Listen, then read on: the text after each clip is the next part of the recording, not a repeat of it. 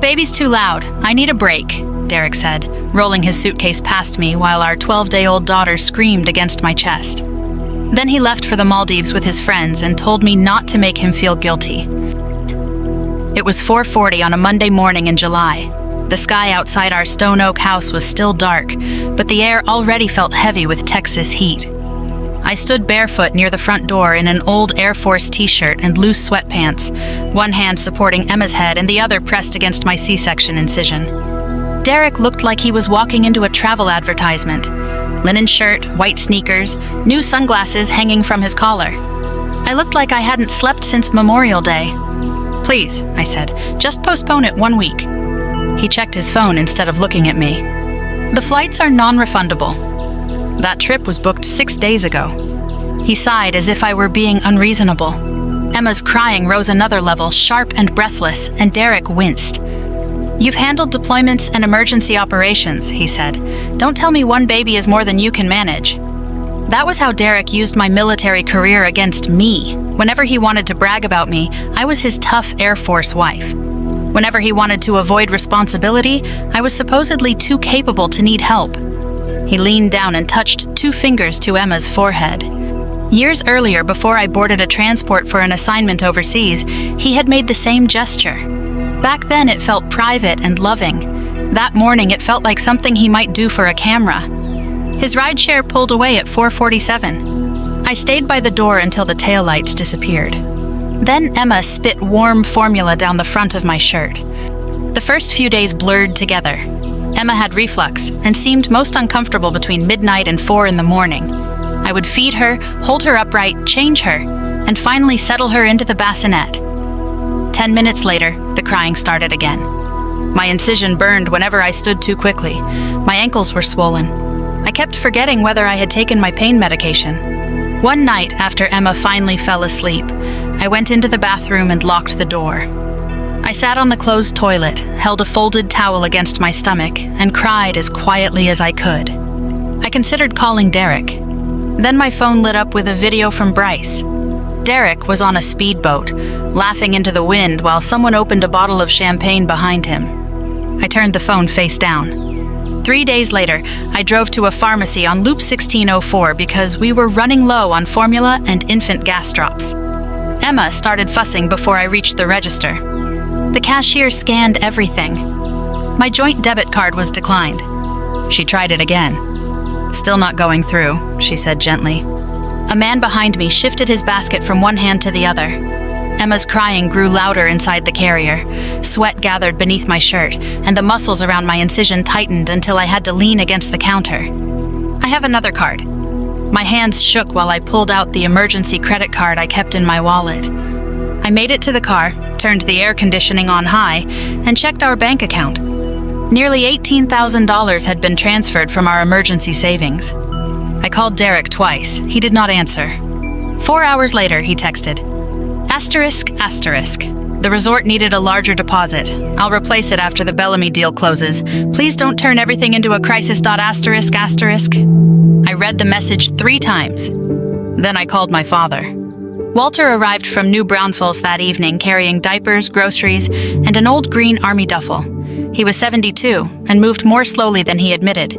His right hip bothered him on the front steps, but when I asked about it, he waved me off. "Just needs oil," he said. He took Emma while I showered. When I returned, he was sitting in the nursery recliner trying to fasten the tiny snaps on her sleeper. His fingers were stiff from arthritis, and after the 3rd failed attempt, he looked up. "You're going to have to handle the fine motor portion of this operation." It was the first time I had laughed since Derek left. Later that night, I found Walter asleep in the recliner with Emma resting against his chest. One hand lay protectively across her back, the other was pressed against his hip. He was hurting. He had still come. I opened our joint email account to search for the bank transfer. That was when I found messages between Derek and a mortgage broker. He had started the process of refinancing our house. My house. I had bought it before our marriage using money my mother left me and savings from my military career. The deed had always remained in my name. The refinance could not move forward without my signature, but Derek had written that I had already agreed. I stared at the screen until the words stopped blurring. This was no longer about a selfish vacation. My husband was trying to gain control of my largest asset while I was recovering from surgery and caring for our newborn alone. I did not call him. I saved every email, created a folder on my laptop, and left a message for Angela Ruiz, a family law attorney recommended by someone at the base. A few minutes later, Derek sent me another video from a yacht. "Look at me," he said into the camera. "I finally feel alive again." I looked across the room at my father holding my daughter, his hearing aid giving a faint whistle whenever he turned his head. Derek had not left because he needed rest. He had left because he believed I would keep carrying whatever he dropped. The first time I met Angela Ruiz, Emma slept through almost the entire appointment. Her tiny car seat sat beside the conference table, while Angela spread legal pads across her desk instead of rushing me. She looked to be in her early 50s, calm in a way that reminded me of officers who had seen enough chaos to stop reacting to it. "Start wherever you need to," she said. I started with the vacation, then the missing money, then the refinance emails. When I finished, Angela folded her hands. "The good news is that he can't refinance a house that's legally yours without your signature." I finally let out the breath I'd been holding. "The bad news," she continued, "is that you need to be careful not to let your anger create problems for you." I wasn't planning to. "I believe you, but don't change the locks yet. Don't empty every joint account. Don't threaten him over text. Let the paperwork protect you instead of your emotions." That sentence stayed with me. Let the paperwork protect you. Military life had taught me something similar years earlier. Procedures exist because emotions are unreliable under pressure. When I got home, Walter was sitting at the kitchen table wearing reading glasses that seemed too small for his face. Emma slept in a portable bassinet beside him while he struggled through the sports section of the newspaper. He looked up. "Lawyer any good?" "I think so." "Good." That was all he said. In our family, good often meant "I trust your judgment." Over the next week, I built a file. Not because I wanted revenge, because I needed facts. Years in Air Force logistics had trained me to notice patterns, missing equipment, incorrect invoices, supplies that disappeared one box at a time instead of all at once. Money wasn't much different. I created a spreadsheet with dates, transfers, account numbers, emails, and screenshots. Every transaction had a note beside it. The more I organized everything, the less this looked like one terrible decision. It looked like months of planning. One afternoon, I discovered Derek had listed my military employment and projected retirement benefits while applying for a business line of credit.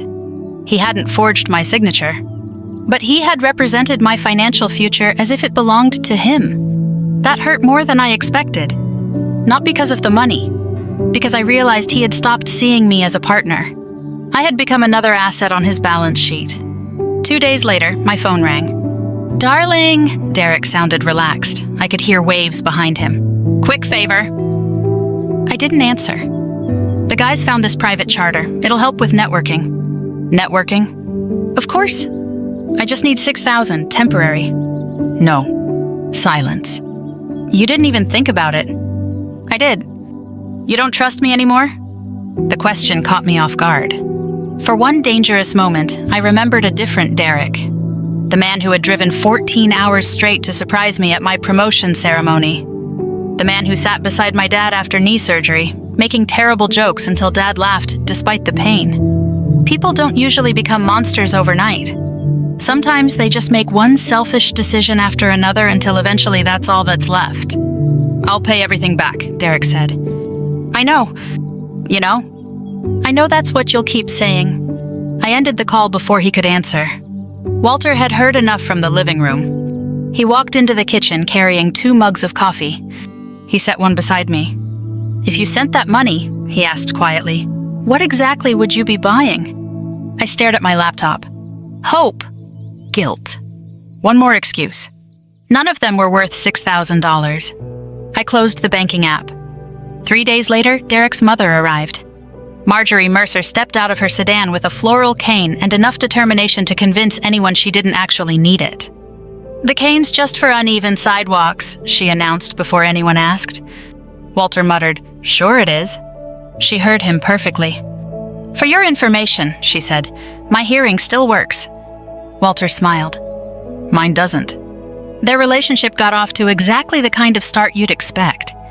Marjorie came inside and immediately defended her son.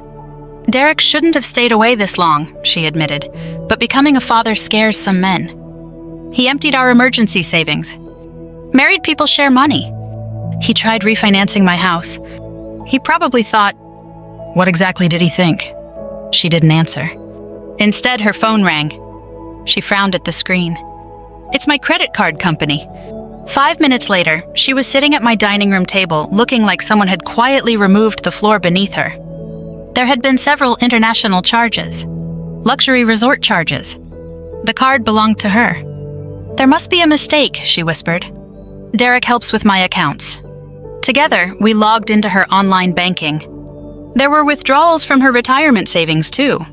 Nothing enormous. Just enough each month to avoid drawing attention. Walter stood behind us without speaking. Finally, Marjorie opened an old tablet that still synchronized with Derek's messages. She found a conversation with Bryce.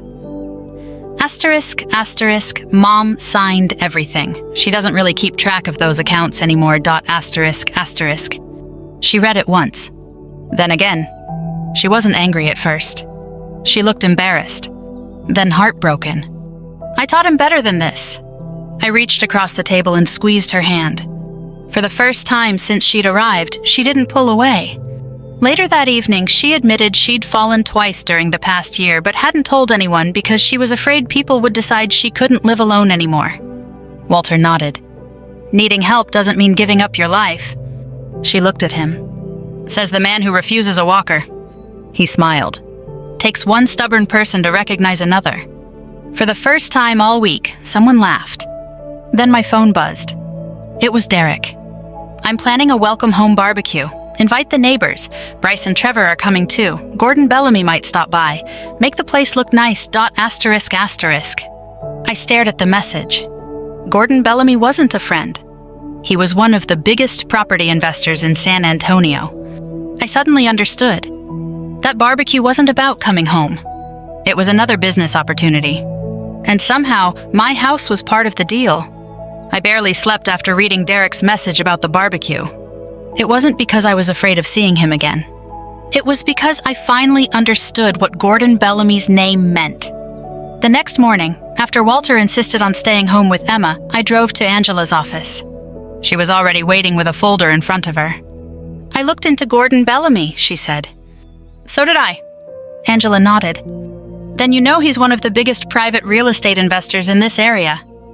I also know Derek doesn't invite multi-million-dollar investors to backyard cookouts just to eat brisket. Angela slid a document across the desk. I can't prove what Derek planned to say, but I can tell you this. He has been describing your property as an off-market opportunity. I stared at the paper. He actually thinks he can sell my house? I think he believes you'll stay quiet. That hurt because it was probably true. For years, I had protected Derek from embarrassment. If he forgot birthdays, I made excuses. If he overspent, I adjusted our budget. If he spoke carelessly, I smoothed things over afterward. Keeping the peace had slowly become another full-time job. Not anymore. I don't want a circus, I told Angela. Good. I don't want people passing around bank statements.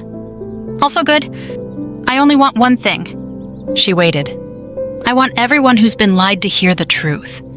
Angela smiled. That's a much stronger position. We agreed on a simple plan. If Derek publicly claimed authority over the house, I would calmly ask him to show my written permission. If he couldn't, I would present the deed and Angela's written statement confirming that I alone owned the property. Only after that would the process server hand him the divorce papers and temporary court orders, assuming the judge signed everything in time. There would be no shouting, no name-calling. Facts would do the work. When I got home, Tasha was unloading grocery bags. I figured you'd forget to eat again, she said. I already did. She handed me a sandwich before I could protest. So, she asked, what's the battle plan? It's not a battle. She raised one eyebrow. Fine, what's the operation? I laughed despite myself. We're catering the party. No homemade food? I don't have the energy. And I'm done pretending everything's perfect. Instead of spending 2 days cooking, I ordered barbecue from a family-owned restaurant in New Braunfels that Walter loved. Brisket, sausage, potato salad, beans, sweet tea, good food. No unnecessary stress. Tasha looked at the order confirmation and grinned. You know what I like about you? What? You'll destroy someone's entire fantasy while making sure they get decent barbecue first. Even Walter laughed at that one. The following days reminded me that real life never pauses just because you're preparing for something important. Emma's reflux got worse. One night she cried for nearly 3 straight hours. By dawn, my incision felt like someone had hooked fishing line beneath my skin and pulled every time I stood. I ignored it, until I picked up a basket of laundry. Pain shot across my stomach so suddenly I nearly dropped everything. Tasha drove me to urgent care while Walter stayed with Emma. The doctor examined the incision and frowned. You've been doing too much. I don't really have a choice. You always have choices. Easy to say, harder to live. He warned me to avoid lifting anything heavier than the baby and told me recovery would take longer if I kept pushing myself. On the drive home, I stared out the passenger window. What if I cancel all of this? I asked quietly. Tasha didn't answer right away. What do you mean? The party, the confrontation, everything. You can. I swallowed hard. I'm tired. Not angry. Not determined. Just tired. Tasha nodded. I know. What if I'm doing this for the wrong reason? She glanced at me before looking back at the road. Rachel? Yeah?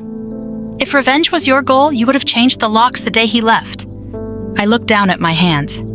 You've spent a month protecting yourself, your daughter, your father, and even Derek's mother. Don't confuse boundaries with revenge. Those words stayed with me. 2 days later, another problem appeared. Angela called.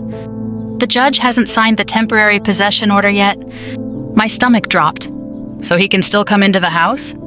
If the order isn't signed before he returns, yes. Everything suddenly felt uncertain. There was no guarantee my carefully planned ending would actually happen. We discussed alternatives. If the paperwork wasn't ready, we'd still serve the divorce petition. We simply wouldn't force Derek out that day. I hated the uncertainty. But it also reminded me that this wasn't a movie. Real life didn't follow perfect schedules. Meanwhile, something unexpected happened between Walter and Marjorie. She came by one afternoon carrying peach cobbler she'd baked herself. Walter complained it had too much cinnamon. She told him his taste buds had retired before he did. They sat on the back porch, drinking sweet tea while Emma slept inside. After a long silence, Walter admitted his doctor wanted him to have hip replacement surgery. I've been putting it off. Why? I don't want Rachel taking care of me after everything she's already carrying. Marjorie looked down at her cane. I understand. She admitted she'd fallen twice over the past year and now avoided taking baths because she was afraid she couldn't get back up. Neither of them wanted sympathy. They wanted dignity. Watching them talk made me realize something. Growing older wasn't about pretending you didn't need help. It was about deciding who had earned the right to help you. The evening before Derek came home, I tucked Emma into her bassinet and sat beside her. I recorded a short voice memo on my phone. If you ever listen to this someday, I whispered, I hope you know your father leaving wasn't the reason our marriage ended. People make terrible decisions and still find their way back. What ended us was that he kept choosing himself after every chance he was given. The next morning, my phone rang. It was Angela. The judge signed everything. I closed my eyes. So we're ready? We're ready. Less than an hour later, Derek called from the airport. I could hear Bryce and Trevor laughing in the background. Everything ready for tonight? I looked around the quiet house. Walter was asleep in the recliner with an ice pack on his hip. Emma was finally resting peacefully. The legal folder sat on the dining room table. Almost, I said. Then I hung up. Tomorrow, Derek would walk through that front door, believing he still controlled our future. He had no idea that future had already changed. The barbecue started at 4 o'clock on a Saturday afternoon. Texas heat settled over the backyard like a heavy blanket, but a steady breeze carried the smell of smoked brisket through the neighborhood. Kids chased one another across the grass next door while country music drifted faintly from someone's patio a few houses away. Our backyard looked exactly the way Derek had wanted it to look. The tables were clean. The food was arranged neatly. Coolers were filled with ice. Nothing suggested that by sunset his entire life would be different. Walter sat in a padded lawn chair near the shade, pretending his hip wasn't bothering him. Every time he shifted his weight, I noticed the tightness around his eyes. Marjorie arrived 20 minutes early with a peach pie she insisted nobody needed. "I know we already have dessert," she said, "but this one has more butter." Walter looked at the pie. "I'll be the judge of that," she smiled. "You'll judge anything." It felt strangely comforting watching the two of them argue over pie crust while Emma slept peacefully inside. For the first time in weeks, my heart wasn't racing. It was steady. At exactly 4:37, a black SUV stopped in front of the house. Bryce climbed out first. Trevor followed. Then Derek stepped onto the driveway wearing an expensive polo shirt, sunglasses, and the relaxed smile of a man convinced everything was exactly where he'd left it. He opened his arms. "I'm home." No one rushed toward him. Tasha answered the front door before I could. "Shoes off," she said. "The baby's sleeping." Derek laughed. "You've turned this place into boot camp." Tasha shrugged. "Babies appreciate clean floors." He walked inside carrying shopping bags full of souvenirs. He handed Bryce a beer before saying hello to his own daughter. That tiny detail stayed with me. Emma mattered less than making an entrance. When he finally found me in the kitchen, he kissed my cheek for everyone watching. "You look exhausted." "I've had a busy month." He grinned as though I'd complimented him. "I knew you'd handle everything." Of course he did. Handling everything had become my reputation. Guests continued arriving. Neighbors. Co-workers. A few local business owners. Finally, Gordon Bellamy walked through the gate wearing jeans and a blue sport coat. Derek immediately lit up. "Gordon, glad you made it." Within minutes, he was giving Gordon a tour of the house. I stayed outside. I waited. Angela had reminded me not to interrupt too early. Truth lands harder when people hear the lie first. A few minutes later, I walked into the living room carrying Emma. Derek stood beside the fireplace explaining renovation ideas. "This wall could come out," he said. "Open concept cells." Gordon nodded. "The lot is larger than I expected." "It really is." Derek smiled proudly. "And Rachel trusts me with all the property decisions." I waited one more second. Then I spoke. "Derek?" He turned. "Yeah? Would you mind showing Gordon the document where I gave you permission to sell my house?" Silence. Not dramatic silence. Real silence. The kind where everyone suddenly becomes interested in the same conversation. Derek chuckled. "Rachel's joking." I looked at Gordon. "I'm not." Derek's smile became thinner. "We've talked about selling. We've talked about lots of things." I kept my voice calm. "Where's my authorization?" He looked uncomfortable for the first time all afternoon. "Rachel, just show it." "There isn't one because we're married." I nodded once. "So your answer is no." He stepped closer. "Can we not do this in front of everyone?" "You brought everyone here." He lowered his voice. "You're tired, you're emotional, let's not make a scene." I had expected that. Not anger. Not denial. Just enough doubt to make everyone question me instead. I reached into the folder Angela had prepared. "This is the certified property record from Behar County." I handed it to Gordon first. "The home was purchased before our marriage using my inheritance and savings from my military career. The deed has always remained solely in my name." Gordon read quietly. Then he looked at Derek. "You told me this was jointly controlled." Derek's face reddened. It basically is." "No," I said gently. "It isn't." His brokerage manager happened to be standing only a few feet away. He stepped closer. "Derek, did you know this?" Derek straightened his shoulders. "I was acting in the family's best interest." I almost believed he believed that himself. He wasn't a cartoon villain. He genuinely thought wanting something badly enough entitled him to it. "I invested our money," he continued. "I was building something bigger. You took our emergency savings while your newborn daughter needed formula?" His jaw tightened. "I was going to replace it. After using my employment records to support your business credit application?" His eyes widened. "You checked that?" "I checked everything." Before he could answer, another voice interrupted. "My turn." Marjorie slowly walked into the room. The soft tap, tap, tap of her floral cane echoed across the hardwood floor. Everyone watched her. She stopped beside Derek. "You also use my retirement account." "Mom, you charged your vacation to my credit card." "I was managing your finances." "You were hiding from me." He sighed impatiently. "You've been forgetting things." Marjorie's shoulders straightened. "My age made me slower, Derek." She looked directly into his eyes. "It did not make me stupid." No one spoke. She continued. "I trusted you because you're my son. And you treated that trust like a blank check." Walter pushed himself out of his chair with visible effort. His hip clearly hurt. He didn't care. He looked at Derek. "The women in your life believed in you." "You confused that with ownership." Just then the doorbell rang. A man in a gray suit stood outside holding a leather folder. "Derek Mercer?" "Yes?" "You've been served." He accepted the envelope automatically. Then he began reading. "Divorce petition. Temporary financial restrictions.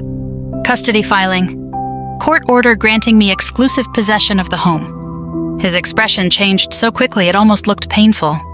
He looked toward the garage keypad. The numbers had already been changed under the court order. He looked back at me, then around the room. Finally, he whispered, "No." He swallowed. "No, this can't be happening." I met his eyes.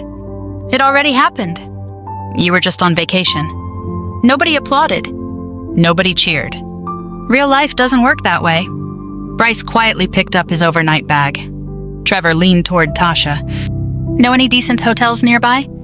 Without missing a beat, she replied, "Sure, but you'll have to pay for your own room." Even Gordon smiled. I walked to the hallway closet and returned with a small duffel bag. Inside were Derek's clothes, medication, toiletries, and phone charger. He stared at it. "You're throwing me out? I'm giving you what you'll need tonight." "You planned all this." "No." I shook my head. "You planned it." "You just expected me to keep cleaning up after you." He looked at Emma sleeping peacefully in my arms. For just a second, I saw something I'd almost forgotten. Regret. Maybe it was real. Maybe it wasn't. Either way, it had arrived far too late. As Derek walked toward the front door, Marjorie sat down beside Walter. Walter struggled to twist open a bottle of water because his fingers had stiffened again. Without saying a word, Marjorie took the bottle, opened it, and handed it back. Neither thanked the other. They didn't have to. Some things don't need words. I looked around my home. For the first time in a very long time, it finally felt safe. People often ask what happened to Derek after that afternoon. They expect one dramatic ending. A courtroom. Handcuffs. Some perfect moment where everyone applauds. Life almost never works that way. The truth is quieter. And in my opinion, much more satisfying. Over the next several months, Derek's world became smaller. His brokerage suspended him while investigating complaints about how he had represented properties to potential investors. Gordon Bellamy withdrew from every discussion involving Derek, and word spread quickly through San Antonio's commercial real estate community. Nobody wanted to work with someone whose version of ownership depended on who was asking. The divorce moved through the court system exactly the way Angela had predicted. Slowly. Methodically. Emotion never mattered as much as documents. The bank records mattered. The emails mattered. The property deed mattered. The court granted me primary custody of Emma while giving Derek structured visitation. He was also ordered to repay a significant portion of the money he had taken from both me and Marjorie. He wasn't arrested. He wasn't ruined overnight. He simply had to live with the consequences of choices he'd convinced himself were justified. Oddly enough, once everything settled down, that was when I finally started falling apart. For weeks I'd been running on adrenaline. Now there was silence. Emma slept a little longer at night. The lawyers called less often. Walter had gone back home. My body finally realized the emergency was over. One afternoon, I sat in my car outside the grocery store and couldn't make myself go inside. My hands were shaking. I wasn't afraid of Derek anymore. I was just exhausted. My doctor diagnosed postpartum anxiety and referred me to a counselor through a military family support program. During my first appointment, I calmly explained everything. The vacation, the money, the lawsuit, the baby. I sounded like I was delivering a logistics briefing. The counselor listened quietly before asking one simple question. "What happened to Rachel?" I frowned. "What do you mean?" "You've told me what happened to your marriage." She smiled kindly. "But you haven't told me what happened to you." I opened my mouth. Nothing came out. Then, without warning, I started crying. Not graceful tears. The kind that leave you embarrassed and unable to catch your breath. I realized something that afternoon. Strength had become my identity for so many years that I'd forgotten strong people are allowed to break too. Walter finally agreed to the hip replacement surgery he'd been postponing. Recovery wasn't easy. He hated using a walker. One morning, I automatically reached over to help him stand. He looked at me with that familiar, stubborn expression. "I can do it." Instead of insisting, I asked, "Do you want help, or do you want me to wait?" He smiled. Now that's a better question. Sometimes he accepted my arm. Sometimes he didn't. The choice mattered more than the assistance. A few months later, Marjorie decided to move into a smaller, independent senior community outside New Braunfels. It wasn't a nursing home. It was simply easier. No stairs. Grab bars in the bathroom. Neighbors who checked on one another. She made the decision herself. When Derek accused me of forcing her to leave her house, she answered before I could. I chose this. She tapped her cane once against the sidewalk. Being independent doesn't mean pretending you're 25. Walter laughed. I've been trying to tell myself that for years. The two of them became unlikely friends. They still argued every time they saw each other. Walter claimed Marjorie made terrible coffee. Marjorie insisted his hearing aids only worked when people agreed with him. Neither one ever won. Neither one stopped trying. Emma turned one the following summer. We celebrated in the backyard. Nothing fancy. Hamburgers. Potato salad. A grocery store birthday cake that leaned slightly because of the Texas heat. Walter sat in a comfortable chair wearing a ball cap Emma kept trying to steal. Marjorie walked carefully across the patio with her floral cane while Emma held onto two of her fingers, taking uncertain little steps. Watching them together nearly brought me to tears. Derek arrived 20 minutes late carrying an expensive toy almost bigger than Emma herself. He looked different. Older somehow. Less certain. He handed me the gift. "I thought she'd like this." "Thank you." I handed it back. "Can you feed her lunch first?" He looked surprised. Sure." He struggled with the tiny spoon. Emma grabbed mashed bananas with both hands and immediately smeared them across her face, then across Derek's shirt. He looked at me, silently asking for help. A year earlier, I would have stepped in without thinking. This time I smiled. "You've got it." He cleaned her face, changed her shirt, wiped down the high chair afterward. Awkwardly, slowly. But he did it. As he packed up to leave, he stopped beside me. "Bryce and Trevor don't really call anymore." I nodded. I figured. I guess they liked my money more than me. There wasn't much to say to that. A few weeks later, Bryce mailed me a check covering part of the vacation expenses with a handwritten note. Asterisk, asterisk, I should have stopped him. "I'm sorry, ... asterisk, asterisk." I deposited the check. Then I let the whole thing go. Because by then, I understood something I'd completely missed during those terrible first weeks. The greatest punishment Derek would ever receive wasn't losing the house, or the money, or even his reputation. It was knowing that every warm family moment he saw from then on would remind him of the 1 month he willingly traded away. As the sun set on Emma's birthday, Walter complained that someone had taken the last corner piece of cake. Marjorie calmly admitted she had.